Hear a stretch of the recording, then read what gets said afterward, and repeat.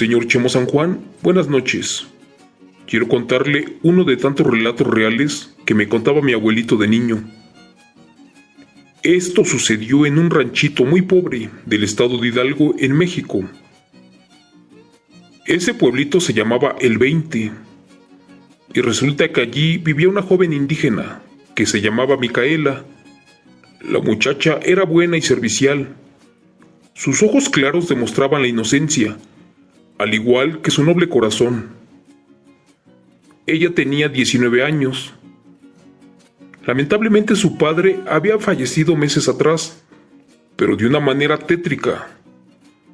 Pues resulta que lo encontraron destazado en otro ranchito llamado Tenango de Doria, a donde siempre acudía a los carnavales.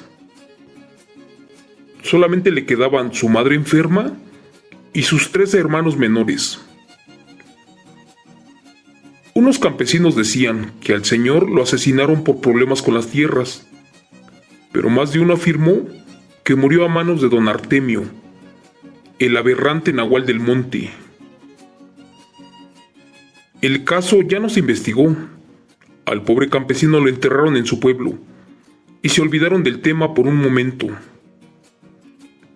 Para ese tiempo, la joven Micaela era pretendida por varios campesinos del rancho.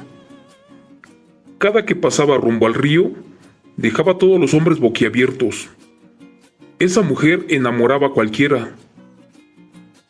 Cierto día, un hombre llamado Óscar Tolentino le dijo que le gustaba mucho y quería ser su novio, pero ella lo ignoró, ya que se centraba más en cuidar a su madre y a sus hermanitos. La chica, muy de madrugada, acudía al río para traer agua, y en su camino en varias ocasiones escuchó el rugir de una fiera. Caminaba a prisa, pues no sabía qué cosa era eso. Mi abuelo me contó este evento real, tal y como pasaron las cosas, y es que él también estaba enamorado de la joven indígena, pero ésta solamente al principio lo veía como un amigo. Ella le tenía tanta confianza que le contaba las cosas, y es por eso que supo todo lo que a continuación diré. El hijo de don Artemio no entendía de razones, y a todo momento se cruzaba en el camino de la joven. Ella no sabía ni cómo decirle que no lo quería. Micaela no era interesada, ni tenía ambiciones. Don Artemio y su familia, que eran canales, eran de las familias más ricas de la zona huasteca. Tenían muchas hectáreas de huertas y árboles frutales, pero esa no era suficiente, ya que Artemio añoraba los terrenos, pero más aquellos que dejó el papá de Micaela, pero estos no estaban a la venta. Cierta tarde don Artemio miró triste a su hijo y le preguntó por qué tenía esa cara, y éste le contestó: «Mira, padre, tal vez te enojes por lo que te diré, pero es que la hija del difunto Juan, pues me gusta mucho, pero ella no me hace caso. No sé ni cómo decirte. Ya le hablé, ya le propuse matrimonio, ya pedí su mano, pero ella me ignora. Ya le rogué, ya le supliqué, le dije que me dé una oportunidad, pero ella dice que no se unirá con nadie, ni conmigo, hasta que su madre muera, o que sus hermanos ya no dependan de ella». Al escuchar esas palabras, el viejo Artemio se llenó de cólera y le dijo a su hijo que él no tenía por qué rogar por amor, y que si esa india no lo quería por las buenas, por las malas lo terminaría aceptando. Cuenta la historia que esa misma noche la joven salió a su corral para encerrar a los burros, a los cerdos y darle de comer a los perros antes de dormir.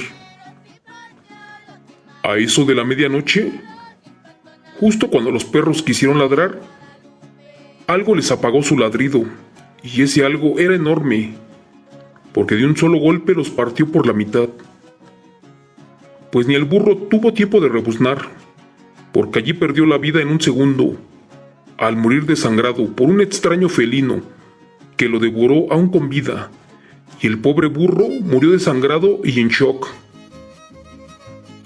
Esa madrugada ni los gallos cantaron, y era la única forma en que se despertaba Mica, para ir al molino, para moler su masa para hacer las tortillas. Al amanecer, extrañada de que ya se le había hecho tarde, se paró a prisa y fue por su burro para ir rápido al molino, pero allí solamente encontró los restos de él, o lo que quedaba, al igual de los perros y de los gallos. Algo en altas horas de la madrugada les arrebató la vida. La madre de Micaela tenía cáncer y estaba muy enferma, así que cuando supo de lo que les había pasado, acudieron al pueblo del 20 para pedir ayuda, pero nadie se atrevió a dárselas. Unos decían que ya estaban marcadas, otros rumoraban que esa era la misma bestia que había devorado a su padre, y otros dijeron que eso era apenas el inicio de la pesadilla que se avecinaba. La familia de Mica no tenía recursos para comprar más animales, y se tuvieron que regresar a su rancho para buscar por su cuenta una solución. Esa noche los niños y la señora, así como la muchacha, montaron guardia, pero ya no pasó nada. Allí les ganó el sueño, y antes del canto de los gallos, un extraño felino se acercó a la casa, y este escupió en la olla donde todos tomaban agua, y se marchó sin hacer ruido. Antes del amanecer, como vieron que aquel felino ya no atacó, regresaron a sus actividades normales. La mamá de Mica pidió agua para tomarse las pastillas, al igual que los 3 niños para calmar su sed.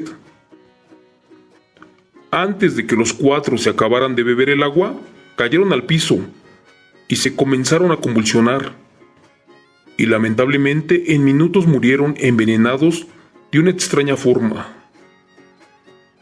La pobre Micaela no supo ni cómo diablos pasaron las cosas, y al revisar el agua, ésta tenía gusanos y apestaba muerto.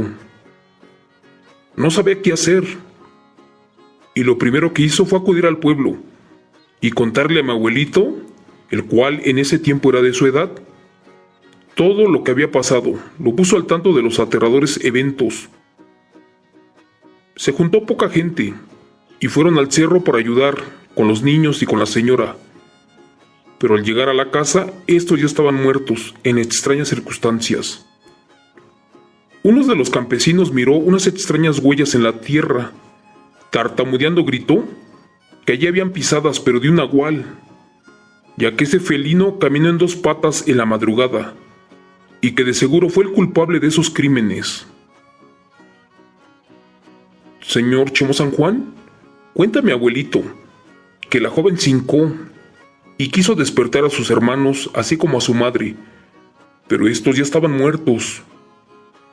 En esos ranchos alejados de la Huasteca, escuchar estas noticias eran difíciles de creer. Pero en un pueblo sin leyes, sin luz eléctrica, sin servicios básicos, todo era posible.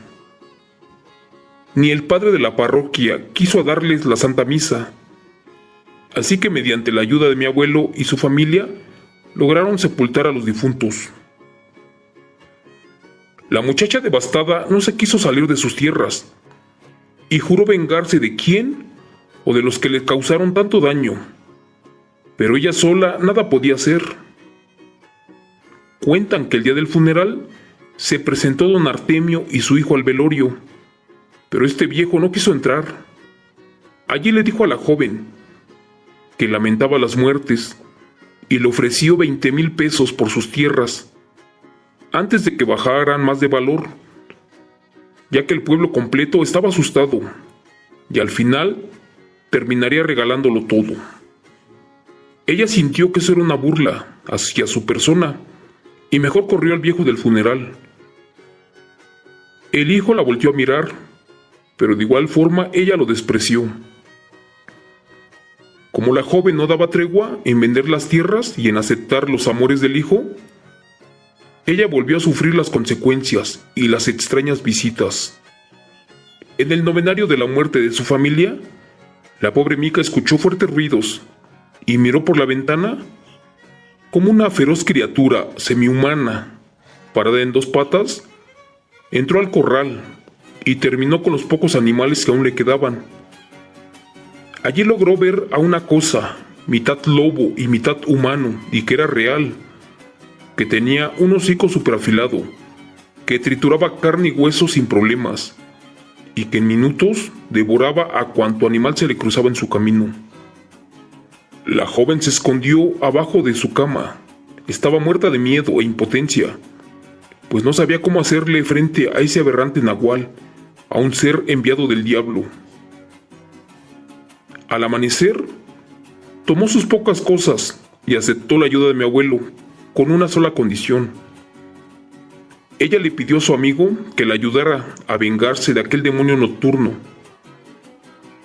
La joven indígena le confesó a mi abuelo que a él siempre lo quiso, y ahora, ya que no tenía a su mamá y a sus hermanos, aceptaría ser su esposa, siempre y cuando primero la ayudara a vengarse del nahual, de aquel que mató a su familia y terminó con su sueño. El abuelo aceptó y prometió ayudarle, pues en el fondo sabía que no tenía oportunidad de matar a un nahual, pero pues lo intentaría. Así que preguntó con los viejos del pueblo que cómo se podía tumbar o bloquear a una bruja, y que si era lo mismo bloquear a un nahual, y estos le dijeron 1000 cosas. De todo, lo que más le llamó la atención a mi abuelo fue de bañar a los animales en agua con sal y darles de comer cáscaras de plátano, así como tortillas quemadas. Resulta que increíblemente estas 3 cosas podían servir y mucho, y sí que lo intentaron. Esa mañana bañaron a 2 borregos con sal, igual a un perro. Les dieron de comer tortillas duras y quemadas a los borregos y también cáscaras de plátano. El siguiente objetivo era llamar la atención del nahual, pero no sabían quién era, porque de día caminaba como humano. Así que era una terrible bestia híbrida que vivía en el pueblo. Resulta que mi abuelo bajó al rancho, bajó al pueblo y le contó a los campesinos que quien se atreviera a matar al nahual recibiría como recompensa el amor de la joven. Esta noticia llegó a oídos de Artemio, quien, furioso por escuchar esto, exclamó que esa mujer estaba marcada y apartada para su hijo, y que mataría a todo aquel que quisiera atrapar a la bestia. Así que esa noche, a eso de las 3 de la madrugada, se hizo de nuevo presente el nahual, y furioso comenzó a calmar su hambre. Primero devoró a los 2 borregos, y antes de terminar, se empezó a convulsionar. Este nahual cayó al piso y se estaba muriendo, ya que también había sido envenenado. El abuelito nos contó que fue allí que, con harto miedo, salió con un machete en mano y le quiso cortar la cabeza al nahual, pero solamente le pegó en un brazo y se lo desprendió. Esta bestia, al sentirse herida, huyó para Cerro Negro, aquel famoso lugar de la zona otomí. El abuelo y Micaela se encerraron esperando el amanecer del día y el canto de los gallos. Así que después salieron al patio para ver los destrozos. «Válgame Dios», exclamó el abuelo. Allí a medio patio estaba un brazo humano, que sin duda era de la bestia. Micaela, al ver tan aberrante extremidad, comenzó a perder la razón.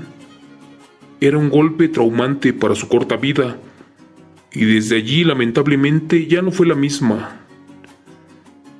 Esa semana se enteraron que en el pueblo quisieron asaltar al brujo Artemio, y este, al tratar de defenderse, perdió un brazo, pues dicen que se lo cortaron de un machetazo. Días después se le infectó y murió de una manera espantosa. Por su parte, este relato no terminó como todos quisieran, o como hubiera sido, porque un día la joven Micaela se puso sus zapatos, se colocó su suéter y caminó para el cerro, y se dejó caer a una barranca, donde murió al instante. Mi abuelito fue a buscarla y solamente encontró su maltratado cuerpo. Desde ese día, mi pobre viejo, cada año, y en especial en este del Día de Muertos, le coloca una veladora y le reza una oración por la pobre chica a la que el nahual le destruyó la vida. Gracias. Relato escrito y adaptado por Chemo San Juan de los eventos reales del señor Mariano Canales Martínez.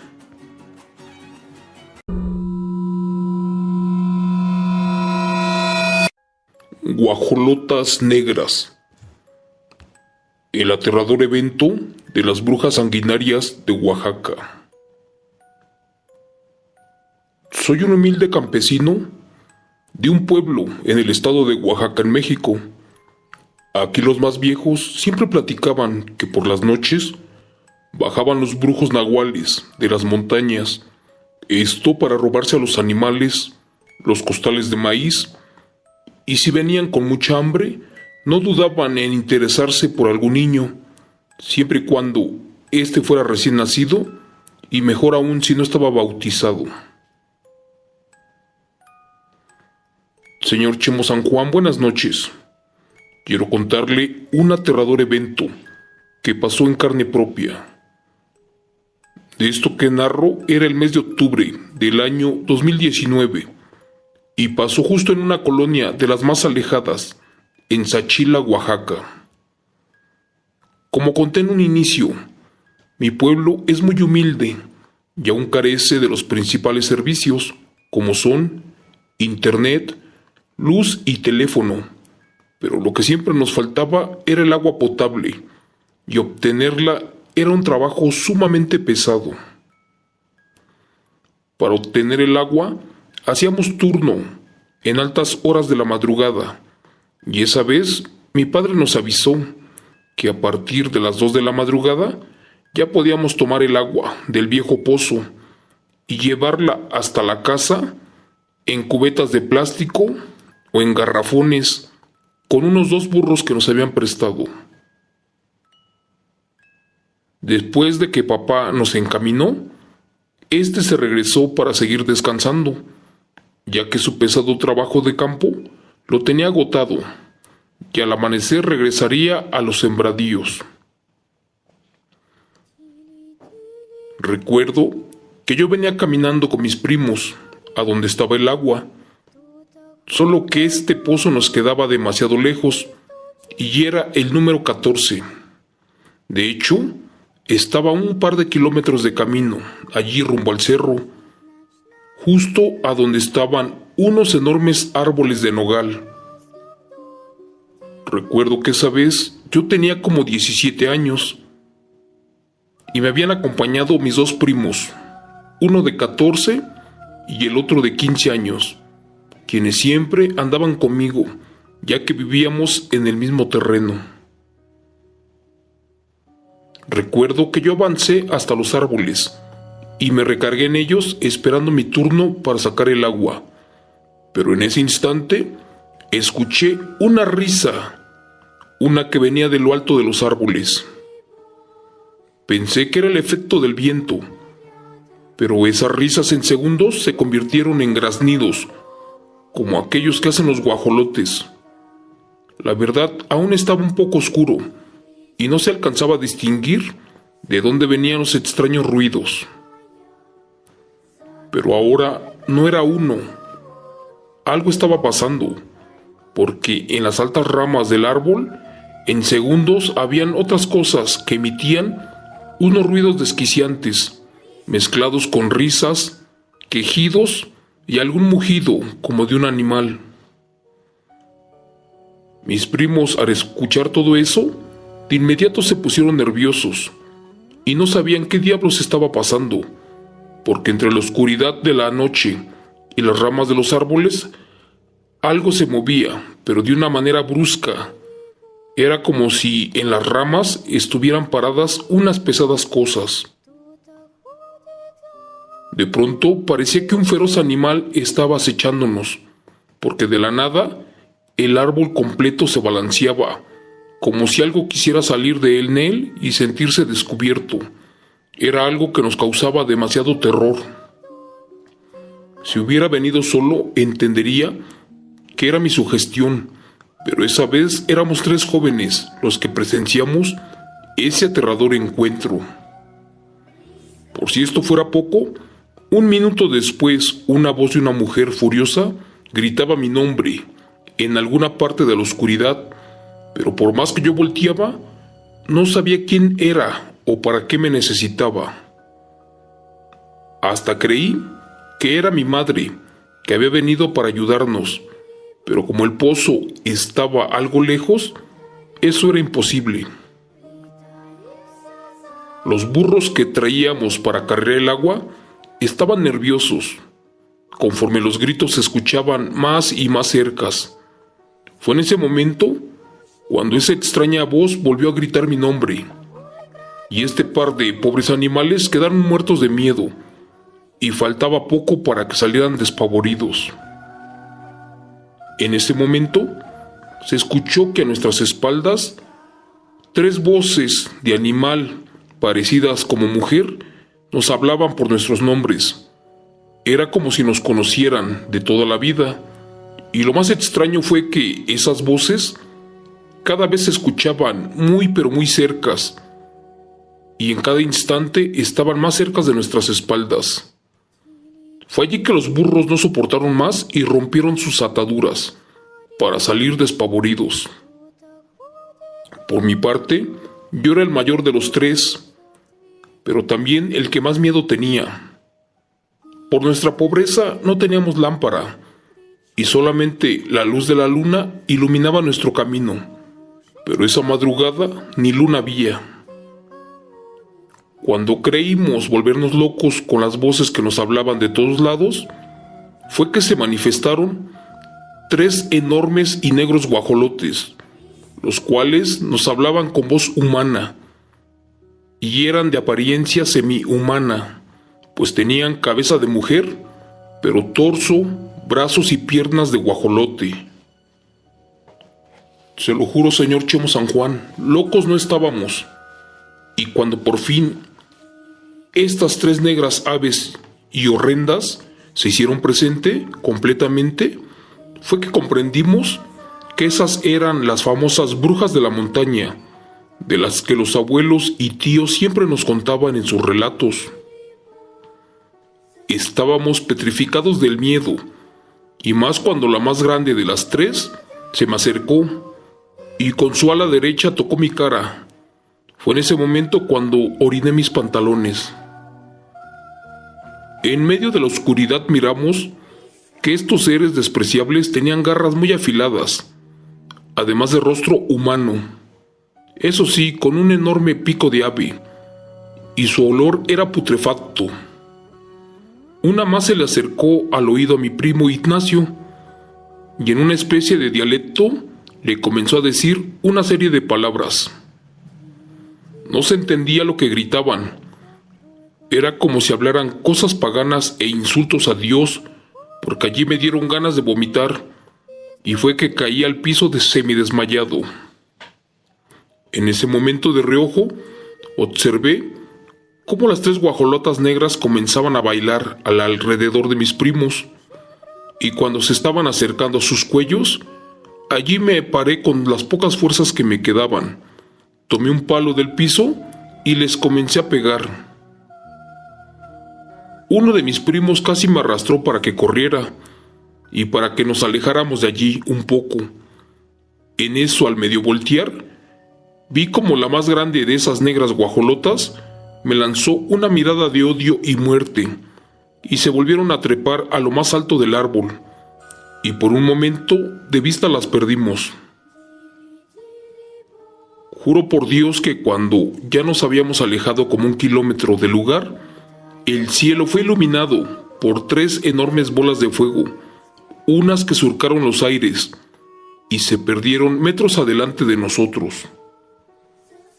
Nuevamente a lo lejos se escuchaban las risas de estas aberraciones salidas del infierno, las cuales de nosotros se seguían burlando. Corrimos sin parar. y casi llegamos al pueblo, y fue cuando miramos 3 figuras humanas, allá a lo lejos, las cuales imaginamos que eran de nuestros padres o familiares, quienes gracias a Dios habían venido a nuestra búsqueda, pero eso no era verdad. Al tenerlas más cercas, estas 3 siluetas con horror, pues comprendimos que eran las manifestaciones, pero de 3 horrendas ancianas, las cuales, en vez de traer pies, tenían patas de guajolote y unas garras enormes. Y estas ya no nos dejaron seguir corriendo. Les dije a mis primos que se colocaran las camisas al revés, esto para hacer una especie de bloqueo, y así tumbar a estas 3 horrendas brujas nahualas, que insistentemente estaban allí siguiéndonos. Era cuestión de tiempo para que nos dominaran, porque ya los pies nos pesaban toneladas y el oxígeno nos comenzaba a faltar. Estábamos a punto de desmayarnos. Mi primo Ignacio, en un último intento, tomó una roca, le hizo una cruz de saliva y se la aventó con sus últimas fuerzas, y esta impactó justo en el rostro de la guajolota más grande y negra. Fue allí que el bloqueo que ellas ejercían en nosotros se dio, y nuevamente tratamos de correr, pero la verdad no llegamos lejos, porque de nueva cuenta, estas bestias enfurecidas nos volvieron a rodear en círculos, y fue allí que vivorearon sus enormes lenguas, con las que nos azotaban como si fueran látigos. Estábamos nuevamente a merced de ellas, y éramos azotados con una furia atroz. En eso, una de ellas se retorció de dolor y se dejó caer de rodillas, y comenzó a lanzar ofensas e insultos, y de pronto exclamó: «Ya, para, por favor, te lo ordeno. Te estoy diciendo que te detengas. ¿Qué quieres a cambio? Dime, pídeme lo que quieras. Puedo darte oro, joyas, diamantes y más, con la condición de que ya nos dejes ir». En ese momento, los 3 primos, sorprendidos de ver que esas 3 brujas se retorcían de dolor, no sabíamos a qué se debía. Señor Chemo San Juan, todo era confuso. Por una parte, no sabíamos por qué estas aberraciones se interesaron en personas mayores, a pesar de que ya estamos bautizados. Además, jamás en tiempos tan modernos habían bajado tan cerca del pueblo. Algo estaba pasando, pero no sabíamos el motivo. Mi pensamiento de nuevo fue interrumpido cuando la segunda guajolota negra exclamaba una y otra vez: «Ya cállate, maldito. Deja de hacer eso, te lo ordeno. Ya te ofrecimos oro y lo que quieras, pero vemos que no tienes interés alguno». Fue en ese momento que escuchamos entre la oscuridad cómo una persona rezaba la Magnífica y decía oraciones en honor a Cristo. Estábamos sorprendidos, porque frente a nosotros se postró el tío Juan Martínez, quien venía caminando y rezando en dirección a esas 3 horrendas brujas, aquellas que estaban sometidas en una especie de encantamiento. Una de ellas lo malvía, la segunda lo escupía, y la tercera primero lo ofendía y después le ofrecía riquezas, con tal de que éste dejara de rezar. Ante nosotros la bruja guajolota negra, la más grande de todas, sacó una olla con monedas de oro y se la dejó en sus pies, con tal de pactar un acuerdo. Fue allí que le dijeron por última vez que si les quitaba el bloqueo y les perdonaba la vida, ese oro sería para el tío Martínez. Pero el tío no lo quería, y en eso sacó su machete. Lo primero que hizo fue formarle una cruz en el aire. Después la orinó, y al ver esa acción, las brujas se comenzaron a convertir de nuevo en aberrantes guajolotes negros, las cuales lloraban al sentir su final. Cuando estuvo frente a ellas el tío Juan Martínez, les exigió a cada una su nombre y también pidió una explicación y el motivo por el cual atacaban a personas ya grandes y bautizadas. Ellas no cedían y le volvían a lanzar 1000 insultos, además de que se negaban a dar su nombre. Por su parte, el tío estaba perdiendo la paciencia y fue allí que nuevamente les preguntó, pero éstas seguían sin contestar. En eso comenzó a rezar las 12 verdades del mundo, y al sentirse doblegadas, ellas dijeron que eran 3 viejas hermanas, que como ya no podían alimentarse de la sangre de los bebés, optaron por chupar vacas, perros, y en su desesperación de morir de hambre, se vieron en la necesidad de beber cualquier tipo de sangre, así fueran de adultos, con tal de que se les permitiera sobrevivir. También allí dieron su nombre y de dónde eran. Ellas mencionaron que eran de un pueblo al sur de Veracruz, y fue allí que mi tío, compadecido, les perdonó la vida por 2 razones. La primera, porque solamente jugaron con nosotros y nunca nos chuparon. La segunda, porque venían de tan lejos, a consecuencia de la explotación de bosques, cerros y llanos, y porque cada vez era más difícil conseguir sangre. Así que el tío fue a donde estaba su camisa en el piso. De allí le quitó el cuchillo. Después deshizo los 12 nudos de las 12 verdades del mundo, y de esta forma las 3 guajolotas negras se convirtieron en bolas de fuego, se elevaron por los cielos para jamás volver. Por nuestra parte, a los 3 primos nos llevaron con un brujo chamán, quien nos curó del susto y nos dio un remedio para que jamás una bruja se fijara en nosotros. Esto que pasó y le cuento, señor Chemo San Juan, es algo que superó la realidad y no tiene mucho que sucedió, pues es en pleno siglo XXI. Si usted se pone a investigar, esto es increíble, pues estamos en una etapa en la que el mundo está más desarrollada, y aún así en los ranchos las malditas brujas guajolotas negras no dejan de cobrar víctimas y mucho menos dejan de manifestarse.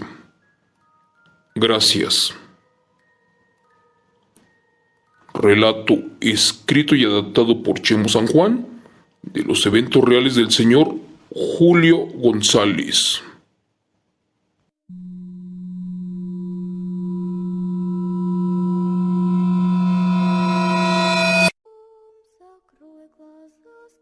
La deuda con Francisco, el Nahual de Ixtlahuaca.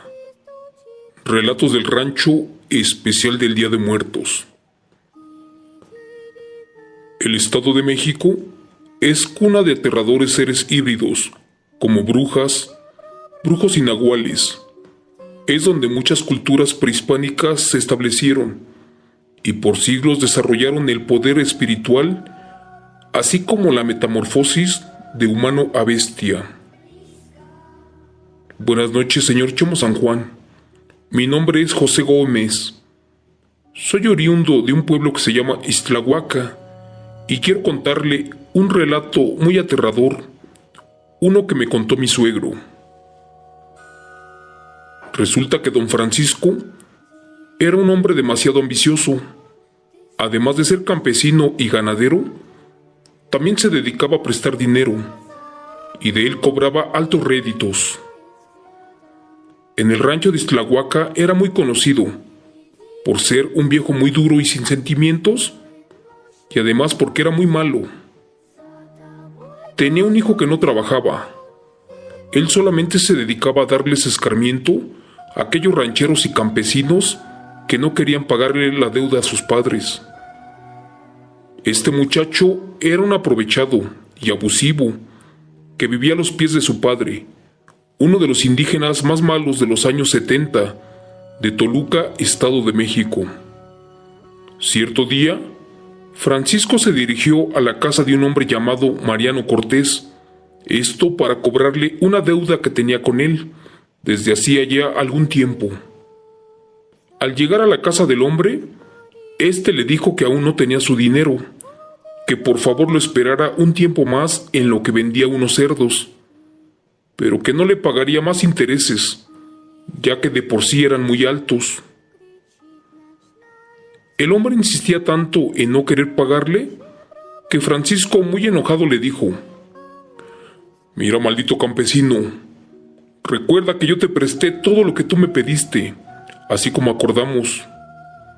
Eso no es mi culpa si no tienes para pagar, o si te lo hayas gastado en alcohol.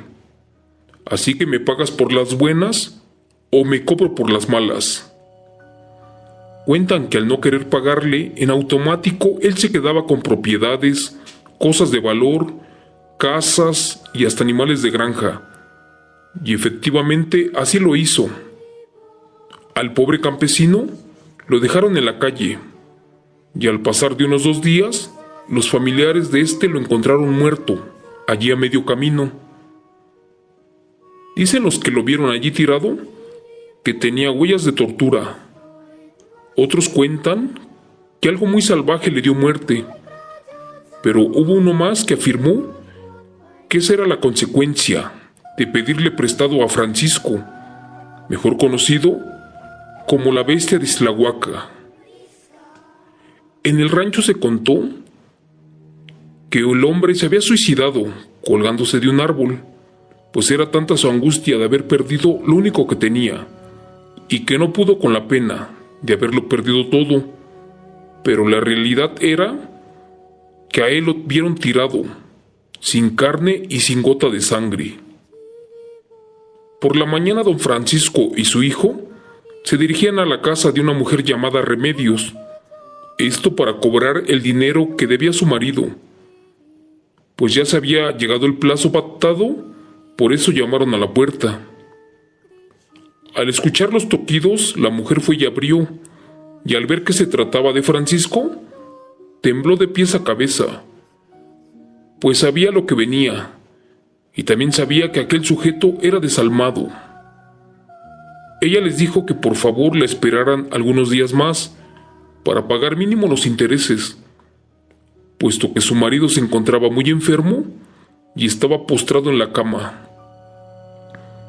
Don Francisco no le creyó nada, así que sin ser invitado, se metió hasta la recámara, en donde se encontraba el hombre. Al verlo en la cama le dijo que solo eran excusas, que todo lo hacía con tal de no pagar lo que debían, pero que no respondería a las consecuencias, ya que un trato es un trato y éste se respetaba. Así que más le valía liquidar su adeudo, porque si no, por la tarde los echarían a la calle. Pasaron solamente un par de horas. Hasta los oídos de Francisco llegó un fuerte rumor de que aquel hombre, aquel que le debía, que era el esposo de doña Remedios, había fallecido de un paro cardíaco, provocado por algo que miró allí en su cama y que lo dejó en shock. Esa noche dicen que una extraña bestia lo visitó, que le robó el aliento y el suspiro, y que este miserable dejó de existir. Cuenta la esposa que en ese momento un enorme perro, parecido a un lobo, rompió la puerta del corral y se devoró a un cerdo en segundos. En el pueblo ya se corría la noticia de que todos los que le debían a don Francisco y no le querían pagar, se morían en extrañas circunstancias, o eran visitados por una feroz bestia, y al amanecer, las propiedades de este deudor pasaban a manos de quien les prestó el dinero, sin que pudieran reclamar nada. Y en otras ocasiones, todos los integrantes de la familia desaparecían, o amanecían sin gota de sangre. En el pueblo no dejaban de asegurar que por culpa del prestamista, este deudor ya había muerto, y que siempre era lo mismo, con quien pedía dinero y no pagaba. Por su parte, a don Francisco y a su hijo nada les importaba, y más que hablaran de ellos, Lo único que les interesaba era hacer crecer su riqueza, despojando de sus propiedades a cuantos campesinos se les diera la gana. Ya por la noche, en pleno velorio, Francisco ordenó a su hijo de que se llevara a otros hombres y despojaran a la familia de la viuda de sus propiedades y de que sacaran el ataúd a la calle para que lo velaran allí. A este desgraciado sí que no le importaba nada, y más lo que pasaba con las viudas y familias. Y así lo hicieron. Llegaron y sacaron todas las pertenencias a la calle y también al difunto con su ataúd. La esposa desesperada gritaba que tuvieran piedad, pero a los hombres esto no les importaba. Esa noche doña Remedios los maldijo y les dijo que lo pagarían muy caro y que arderían en el infierno, ya que su marido tenía familia muy mala, que también se dedicaban a cosas malas y que no sabían con quién se habían metido. Por otro lado, doña Jovita era una mujer de la tercera edad, quien acudió a pedir un préstamo y después pidió un plazo de unos 20 días, porque su hija, quien había pedido el préstamo, estaba ya mala, no se podía mover, así que no tenía con qué pagar. Este rufián le explicó que como su hija había quedado como deudora, pues tenía que pagar. Jovita con llanto prometió que en cuanto vendiera algunas pertenencias o animales, que ella le daría la parte que le debía. Pero Francisco, con una gran carcajada, le dijo a Jovita que cuando le prestó el dinero a su hija no se lo dio en partes, así que mejor se prepararan, que las valijas que ella pretendía vender no valían mucho, así que le advirtió que solamente le quedaban algunos días y que más le valía que tuvieran todo su dinero, o de lo contrario se quedarían sin su rancho. Francisco en verdad que era despiadado, no se tocaba el corazón para saciar su ambición, y si eso era lo peor, ya en el rancho de Tlahuaca se decía que este señor era el diablo, porque jamás entraba a la iglesia. Y era tan conocido por ser de los rancheros más millonarios del rumbo, y su fama de prestamista cruzó pueblos, pues llegaban gentes de otras comunidades para pedirle prestado. El maldito se sentía amparado, pues su compadre era el alcalde de aquel pueblo, y hasta éste le tenía miedo, por eso jamás lo investigó por las extrañas muertes. El plazo se le llegó a doña Jovita, quien no pudo vender sus pertenencias ni sus animales para poder pagar la deuda de su hija. Esta joven aún estaba convaleciente y en silla de ruedas. Las mujeres estaban angustiadas. De un momento a otro, los hombres de Francisco llamarían a la puerta para exigir el pago. Efectivamente, así sucedió. Ya por la noche, don Francisco, junto a sus hombres, irrumpieron en la propiedad de Jovita, exigiéndole el dinero. La mujer, tomándolo del brazo, le suplicó que le esperara otro poco, pues no había podido vender sus animales ni pertenencias para pagar mínimo los intereses que eran tan altos. Al verla allí suplicando piedad, no le importó a este señor, y los hombres la tiraron al suelo, a pesar de que se trataba de una mujer ya mayor. Jovita se humilló, casi le besaba los pies a Francisco, y molesto ordenó que la quitaran, que no la quería cerca, diciéndole estas palabras: «Mira, miserable anciana, ¿cómo que no tienes mi dinero? Si es así, entonces entrégame los papeles de tu casa, y más te vale que te marches con tu discapacitada hija». La mujer se rehusaba a salirse del terreno, gritaba que era lo único que tenía. Francisco, enfadado, ordenó a su hijo y a los hombres que buscaran en toda la casa los papeles del rancho. Pasaron algunos minutos y sin éxito regresaron sin nada. Harto de los gritos y llantos de la vieja, terminaron por marcharse, no sin antes advertirles de que pagarían muy caro. Francisco salió como alma que llevaba el diablo. Ordenó a su hijo que por la noche visitaran estas miserables y que las desaparecieran con todo lo de valor del rancho. Una de las viudas de un deudor ya tenía días siguiendo los pasos y sabía qué clase de ser era el mentado Francisco, así que solamente esperaba el momento exacto para cobrar venganza por la humillación recibida. Dicen que el rancho de la vieja Jovita no valía ni la mitad de la deuda, y como no se salieron después de unos minutos, le prendieron fuego, sin importar que ellas estuvieran dentro. Así lo hicieron, pues no les importaba nada. Se escuchaban los gritos de desesperación de Jovita y de su hija, pero pues ya era tarde, porque los vecinos, al darse cuenta, nada pudieron hacer por ellas. Francisco, satisfecho con la desgracia, le dijo a su hijo que de ellos nadie se burlaba y que se fueran a festejar con sus amigos, pues se lo merecían. Por su parte, esa era una noche sin luna, y este maldito se fue para el cerro y se escondió atrás de unos magueyes. Comenzó a rezar unas oraciones negras. En minutos se sacó los ojos, se quitó las piernas, las vísceras y por último los brazos, para dar inicio a su metamorfosis híbrida.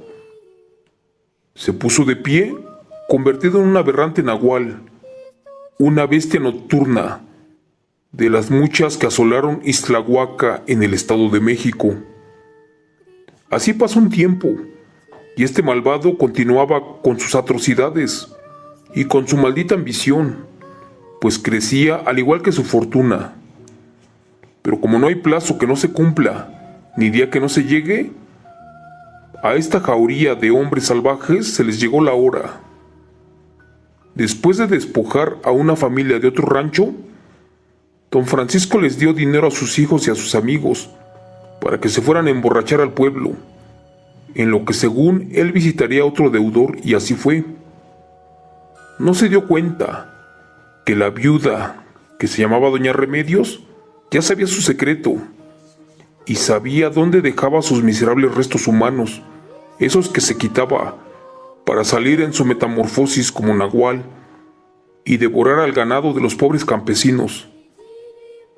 Así que solamente esperó a que el nahual se marchara, e inmediatamente después miró las partes humanas, les echó sal a estos miserables restos y les prendió fuego.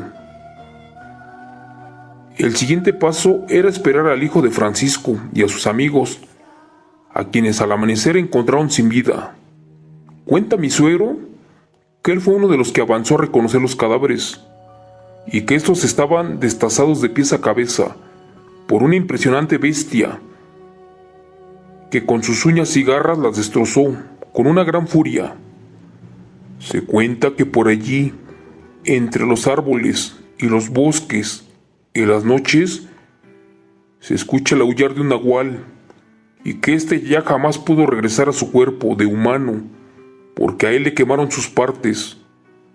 O quizás eso es tan solo parte de lo que la gente cuenta, y que son relatos para no dormir, como este que me contó mi suegro y que es real. Gracias. Relato escrito y adaptado por Chemo San Juan, de los eventos reales del señor Macario Guzmán.